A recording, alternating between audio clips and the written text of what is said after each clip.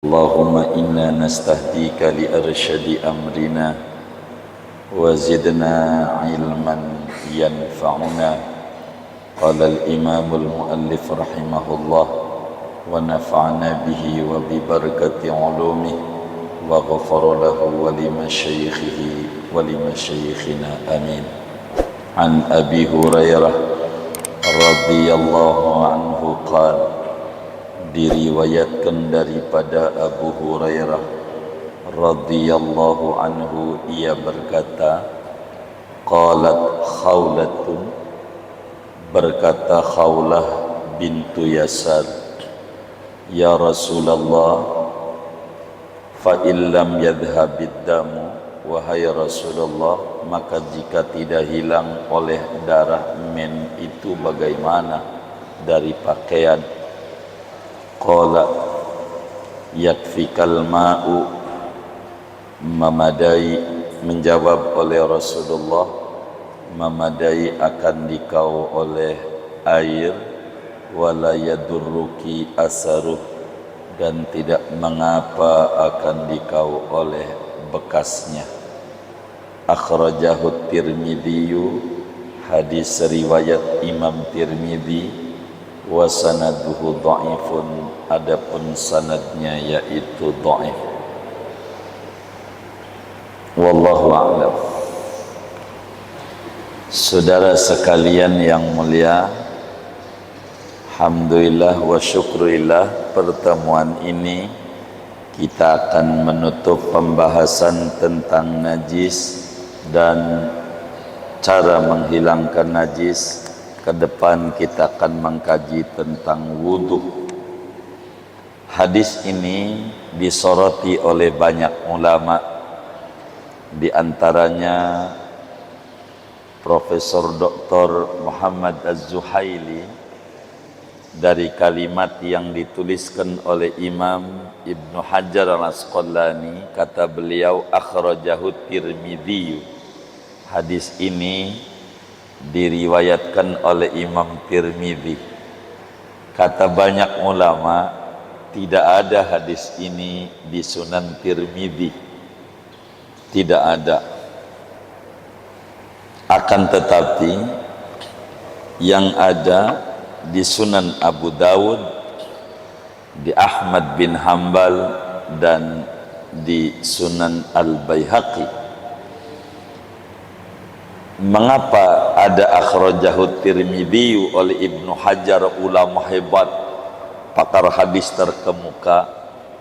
Ini sebuah informasi betapa manusia selain Rasulullah sallallahu alaihi wasallam, meski hebatnya seperti apa, ada kalanya kekhilafan itu ada, begitu.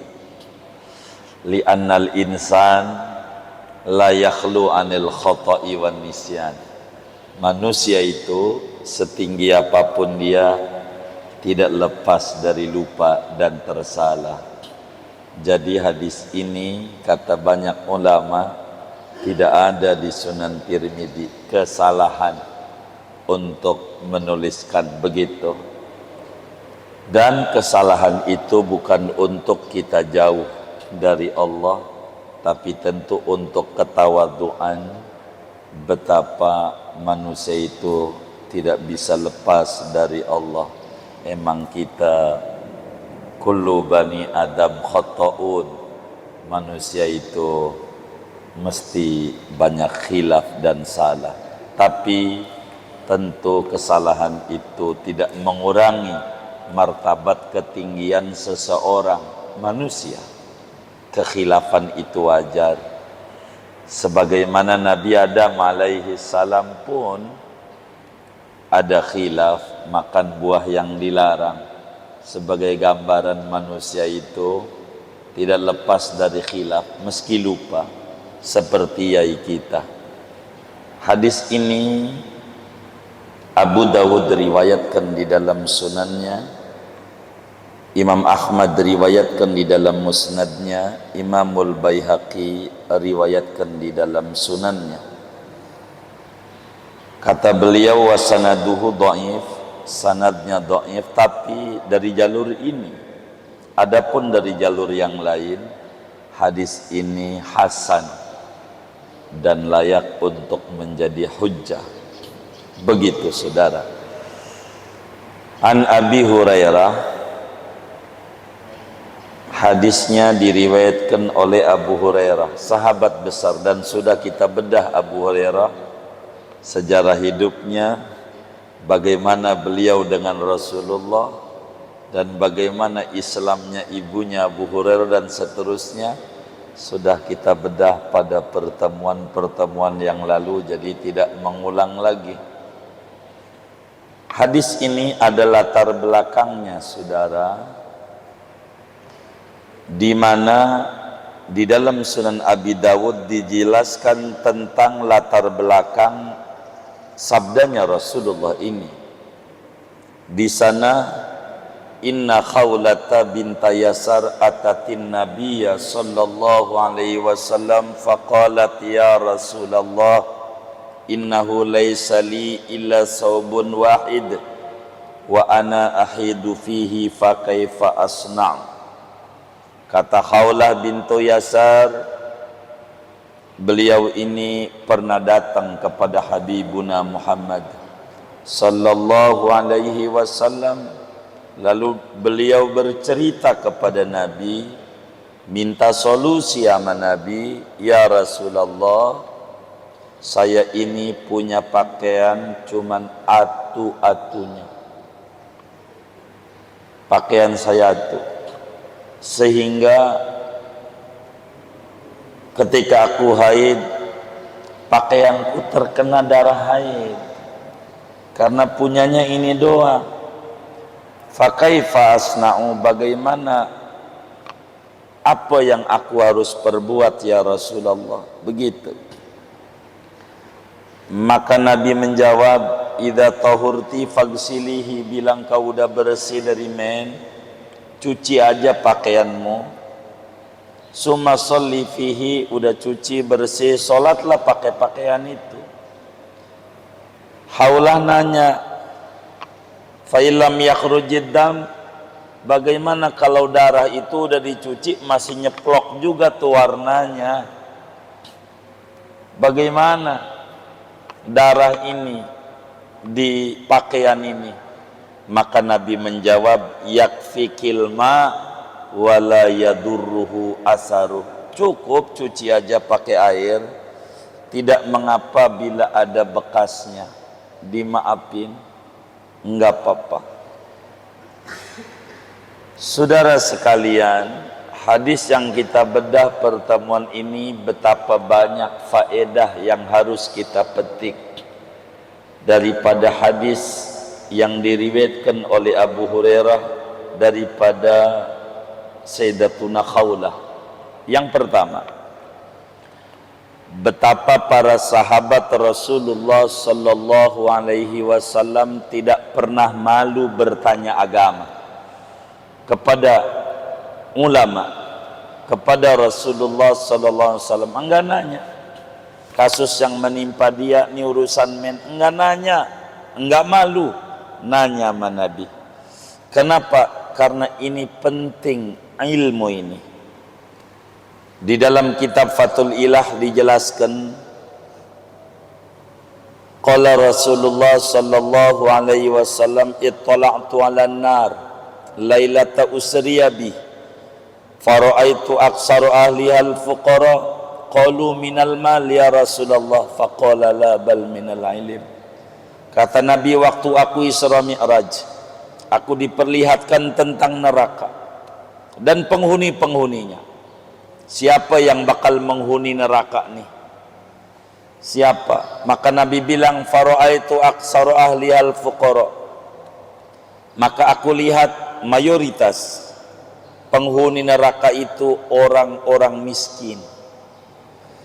Sahabat juga pada melotot matanya, gua miskin ahli neraka, begitu. Maka ada yang bertanya kepada Nabi, qalu, mereka bertanya, ya Rasulullah, minal mal, apakah miskin harta maksudmu ya Rasulullah?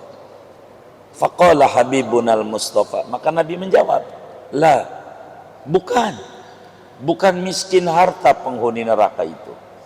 Bal minal ilmi, tapi miskin ilmu. Salat rajin, tapi enggak tahu tentang urusan najis. Sujud luar biasa, bacaan surat luar biasa, tapi enggak mengerti syarat-syarat salat. Enggak mengerti mana najis, mana bukan najis. Ini yang terbesar orang bisa tersebabkan masuk neraka. Sehingga para sahabat Rasulullah termasuk Sayyidatuna Khawlah tidak sungkan-sungkan bertanya kepada Habibuna Muhammad, "Ya Rasulullah, saya punya pakaian terkena najis. Apa yang harus saya lakukan?" Ya dicuci. Bagaimana kalau sudah dicuci warna darahnya masih ada bekasnya? Wala yadurruki asaru. Enggak apa-apa. Enggak apa-apa. Dimaafin. Enggak malu mereka bertanya kepada Habibuna Muhammad. Dan dari sahabat-sahabat yang tidak malu inilah kita dapetin ilmu tentang perempuan. Fiqhun nisa. Fikih perempuan. Yang kedua, saudara, kita berbicara akhlak sebelum lanjutin tentang hukumnya.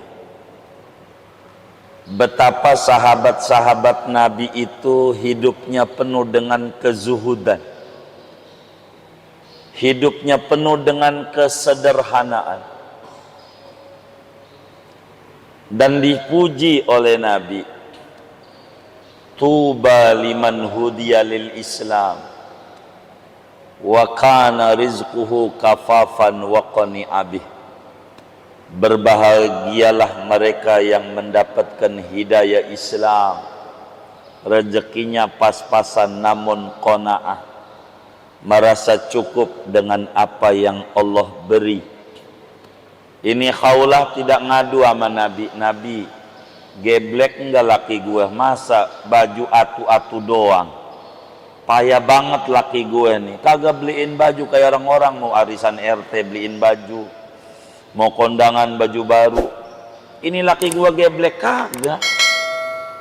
Dia tidak menjelek-jelekkan suaminya, tidak bercerita bagaimana di lemari sayang gak ada pakaian Nabi, cuman ini doang, gua susah Nabi. Enggak mengeluh itu Khawlah. Tidak dia mengeluh. Sadar bahwa mengeluh itu kayak makan kuaci seember. Pernah belum? Kenyang kagak, pegel iya. Orang mengeluh mungkin sedikit melegakan perasaan, tapi keluhan tidak merubah keadaan. Tidak. Khawlah tidak mengeluh tentang pakaian yang dia punya atu-atunya. Dia bilang, "Ya Rasulullah, laisa li illa thawbun wahid." Ya Rasulullah, ana punya pakaian atu. Enggak jelekin tuh lakinya. Dan dia bukan dalam rangka dia mengeluh dengan pakaian atu.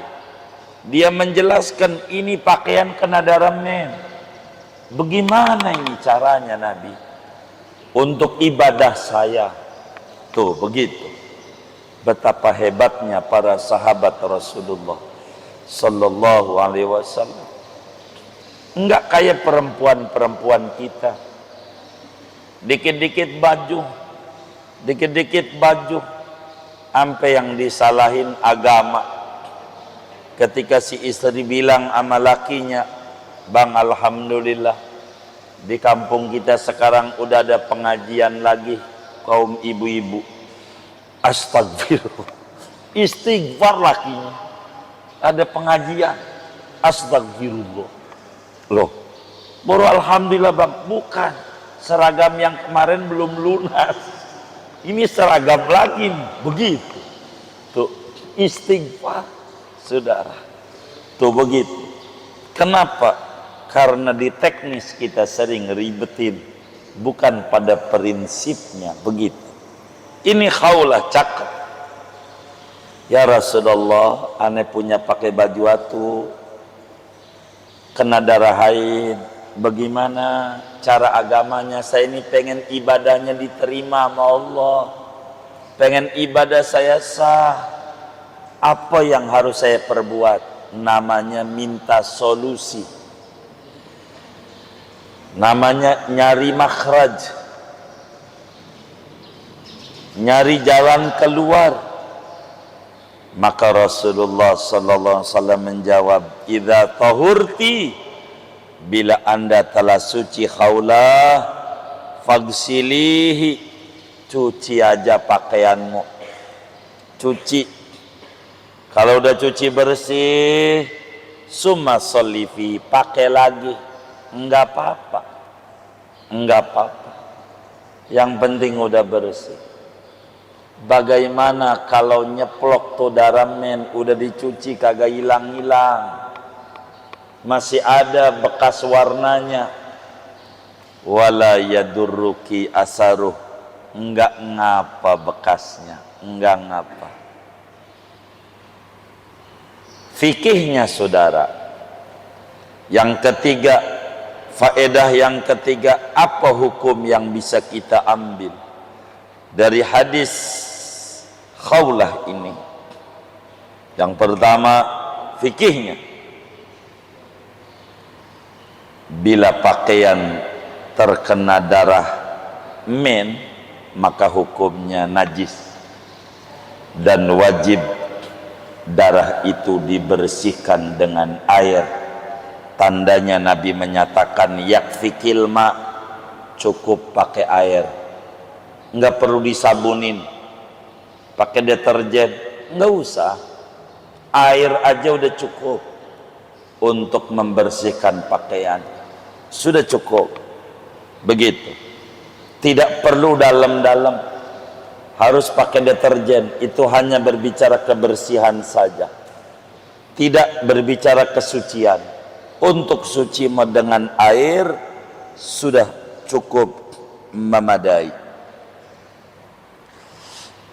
Berikutnya saudara, yang kita bisa ambil dari hadis ini, najis itu ada namanya najis aini, najis yang ada bendanya. Bila najis yang ada bendanya, maka wajib dihilangkan bendanya dengan menghilangkan ciri-ciri najis 3: rasa, bau, dan warna. Bila mana masih ada rasa najis, pastikan pakaian itu masih najis, sebab rasa menandakan najis masih ada. Bila rasa hilang, yang ada cuman warna doang, udah dibersihin karena darah mentu tajam, warnanya masih ada, enggak hilang-hilang, maka tidak mengapa dengan masih adanya bekas warna doangan. Bagaimana dengan bau doang? Asar itu bisa bau. Bila yang masih ada cuman bau doang, warna tidak ada, rasa tidak ada, maka dimaafin. Kata Nabi, wala yadurruki asaru. Bagaimana bila dua-duanya, warna juga, bau juga, tidak dimaafin? Terlalu banyak ini ciri-ciri masih adanya najis dari hadis kita ini saudara. Sehingga bila cuman warna doang dimaafin, kata Allah dalam Al-Quran, fattaqullaha mastata'tum, bertakwalah kepada Allah semampu anda. Kata Nabi, idza amartukum bi amrin fa'tu minhu mastata'tum, bila aku suruh anda dengan satu perintah, kerjakanlah semampunya. Bila kemudian warna ini ada, bagaimana cirinya warna itu ada nggak bisa hilang? Cirinya bisa hilang kalau digunting. Ini namanya nempel. Yang kayak begini disebut masyaqqah, kesulitan. Di dalam kaidah hukum Islam, al-masyaqqah tajlibut taisir. Kesulitan itu mendatangkan kemudahan. Sebagaimana haulah udah dibersihin itu pakaian, cuman masih nyeplok ada gambar-gambar Pulau Kalimantan, pulau ini bekas darah. Kata Nabi, wala yadurruki asaruh, enggak mengapa, asal udah hilang darah mennya, rasa ndak ada, tinggal warna doang, dimaafin, hukumnya suci. Artinya boleh dipakai sholat kembali itu pakaian, enggak perlu harus ganti baju baru. Udah itu aja jadi. Mana lagi yang bisa kita ambil dari hadis ini? Boleh saja kita sholat menggunakan pakaian yang terkena najis yang sudah dibersihkan, dan ini min mahasin syariah, daripada keindahan-keindahan ajaran Islam. Di ujung surat Al-Baqarah Allah Subhanahu wa taala menyatakan, Rabbana wala tahmil alaina isram kama hamaltahu alal ladzina min qablina. Tuhan, jangan bebani kami dengan beban berat yang kau bebani umat-umat terdahulu sebelum kami. Umat dahulu, bila yang namanya pakaian kena najis, wajib dibuang. Buang. Air enggak bisa ngebersihin pakaian yang kena najis. Buang. Kalau dikit, gunting. Ada dikit, gunting aja. Pakai lagi. Kalau dikit, dulu. Kalau banyak, buang. Beli baru. Buang, beli baru. Dulu. Kalau kita kayak begitu, berat. Mana punya arung, atu-atunya lagi sarung, itu aja boleh hasil santunan BHS. Kemarin sebelum 14 Februari banyak yang udah sedekah kerudung, sedekah sarung, begitu. Ada yang kayak begitu. Sampai orang dapetin juga serangan fajar, habis itu serangan jantung, nggak jadi. Begitu. Saudara, bolehlah kita pakaian dicuci. Jadi sarung ini kena kencing, cuci. Dengan cuci yang sudah kelewat cara-caranya, enggak apa-apa.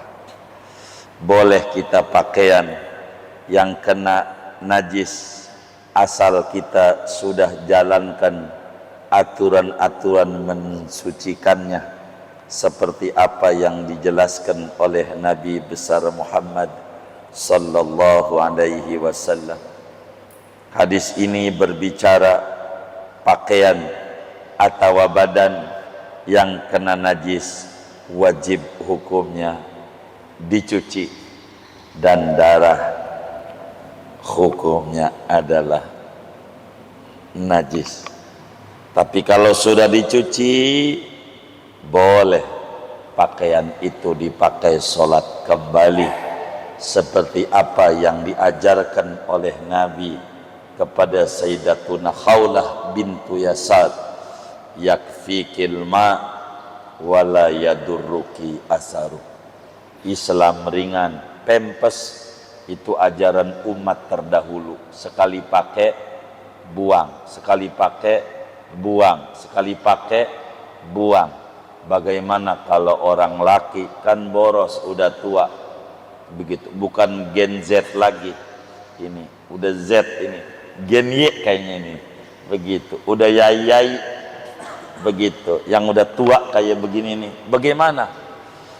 Sekali pakai buang kan boros. Makalah Islam agamanya ringan, syariatnya mudah. Inilah yang dibawa oleh Habibuna Muhammad, bu'istu bil hanifiyatis samha, aku diutus membawa ajaran yang lurus, yang murah, tidak berat. Saudara punya pakaian karena najis, cuci saja. Kalau sudah hilang benda najisnya, hilang rasa, warna, bau, suci. Tapi kalau timbang warna doang, tinggal itu yang sulit hilang, maka dimaafin. Wala yadurruki asaru. Bila tinggal bau doang, dimaafin. Wala yadurruki asaru. Tapi bila rasanya masih ada, bendanya masih ada, ini dalalah najis masih ada. Betapa Islam mengajarkan kepada kita tentang higienis, tentang kesucian. Betapa para sahabat amat sangat luar biasa hati-hatinya berbicara solat, yang solat itu awwalu ma yuhasabu bihil abdu yaumal qiyamah, mula-mula yang bakal dihisab oleh Allah pada hari kiamat adalah solat. Maka solat ini, saudara, kita harus peduli dan perhatian, khususnya berbicara syarat sah solat. Kudu suci daripada najis badan, pakaian, dan tempat solatnya. Inilah sekelumit yang dapat kita ambil dari kajian hadis ini, dan kita akan berlanjut pada babul wudu. Nampaknya tidak bisa pada pertemuan ini, nanti dibedahnya pada pertemuan mendatang. Dan ngaji ini, saudara, minta maaf harus ditutup. Tidak mungkin kami harus kajian pertemuan mendatangnya, nampaknya kami sudah ada di Madinah, begitu. Jadi sehingga tidak mungkin kita meneruskan kajian, kecuali mungkin moga panjang umur, sehat walafiat, ba'da Syawal, ba'da Ramadan kita bisa lanjutkan kajian ini. Mungkin segini dulu. Ada yang ditanya mungkin dari materi ini atau di luarnya sebelum doa dipersilakan. Wallahu a'lam.